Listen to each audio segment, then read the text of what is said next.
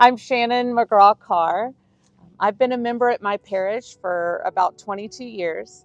I was the youth minister there for, it's about 10 years, I suppose.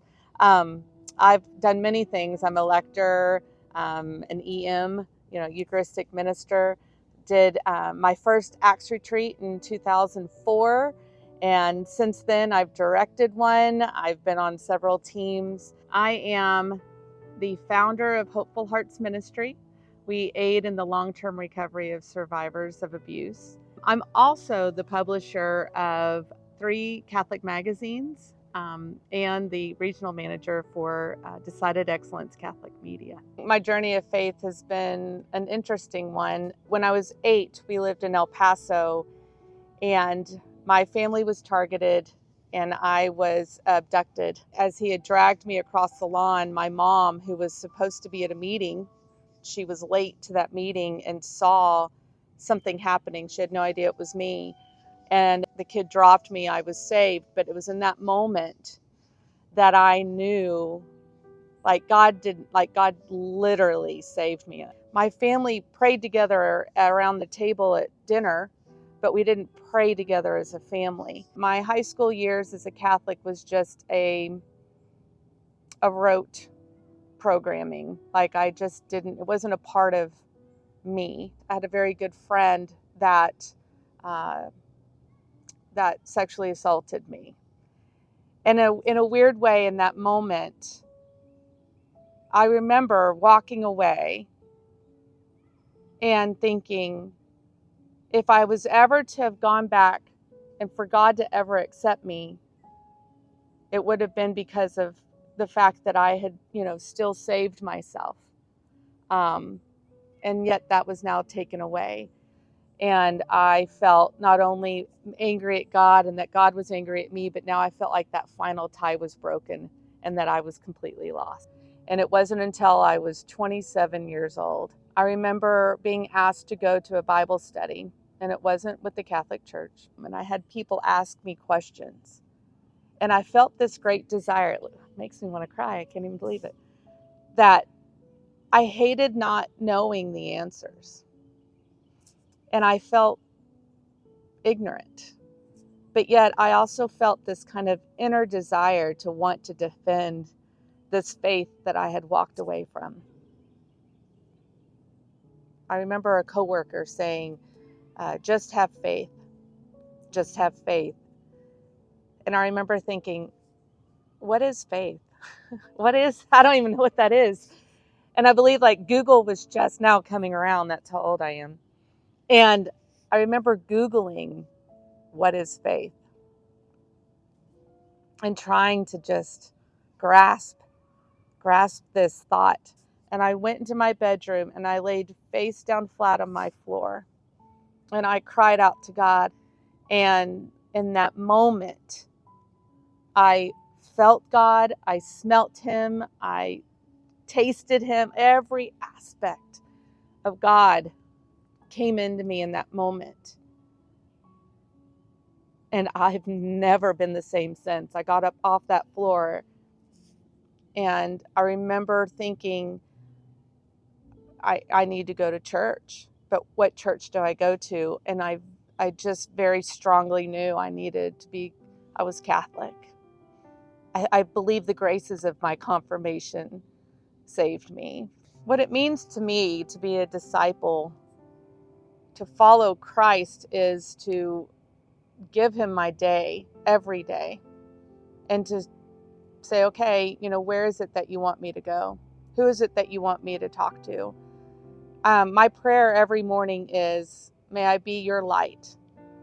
May I be your light to all those that I come in contact with. My walk in this discipleship has been interesting. It's not been, he has done way more than I ever imagined for myself.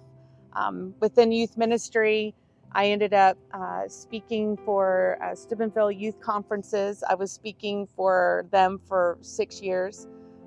I was invited to speak at World Youth Day in Sydney, and then after that, 3 years later, in Madrid. But the biggest thing was this underlying hurt that had remained within me. And God wanted to use that. And that was the abuse that I had been through.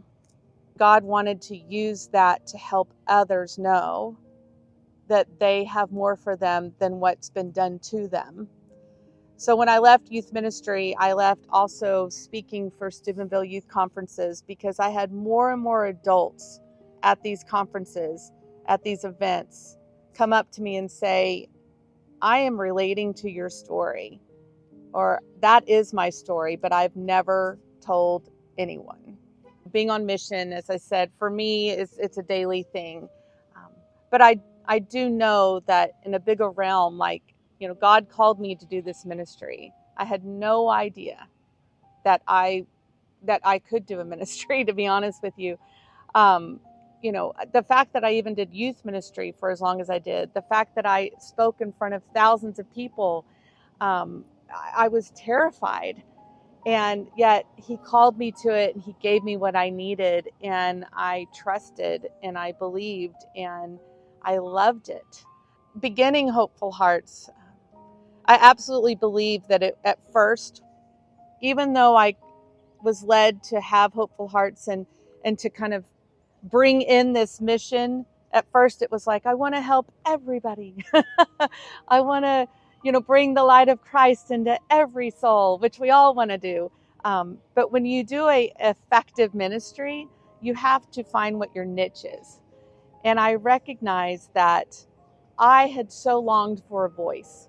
And so I knew peer ministry was what I needed to do. I knew I needed to not only share my story, but allow others the opportunity to share theirs. And they didn't have to do it in public. They could do it with me. They could do it with others that were also survivors and thrivers. And then I realized that we needed not just to survive, we needed to thrive, that God was calling us to our daily mission. I think the biggest challenge on being called to a mission on your daily basis, whatever that is and looks to you, is to know that you're worthy of it. I think that all of us have these lies that remain inside, and it's battling those lies to go, okay, God finds me worthy enough to do this, or to speak out for these people, or to, even just be a part of a ministry within the parish. If I knew where God was leading me in the beginning, would I have ever said yes? And I have to laugh about that question, because I can definitely look back at my entire life, even from 8 years old and what happened to me then. And I could say absolutely, knowing it all, knowing even that 10 years of being in the enemy's grasp, I would say yes. Because I can't imagine what my life would be without being on that daily mission. I can't imagine not having God in my life. Like, I couldn't imagine. To sum up my whole experience of being a Christian and being called and being on mission, I have to go back to the very root of what led me to my true moments, and that would be faith. I had no idea what faith was. It's something that wells up inside of you, and all that's needed is a yes.